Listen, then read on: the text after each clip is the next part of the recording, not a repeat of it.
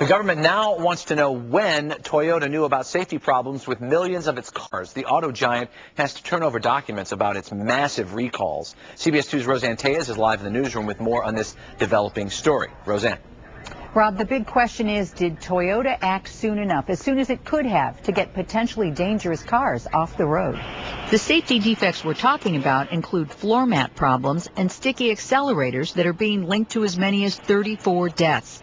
The government is requesting a timeline of what Toyota knew and when, how they've handled complaints, and how much they've paid in warranty claims. One local consumer attorney says the company should have released all of this information at the outset. What we've seen in previous cases, which are similar, is when companies refuse to do that, it's generally because they sat on the problem.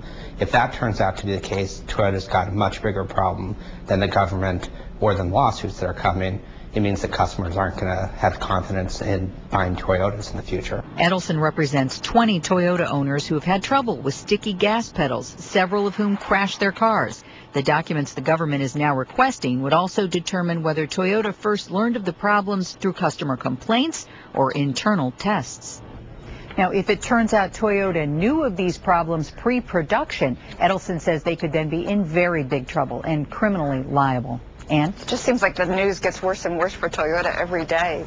Unfortunately. With all these developments. Thanks a lot, Roseanne, for that. The nation's biggest shopping mall owner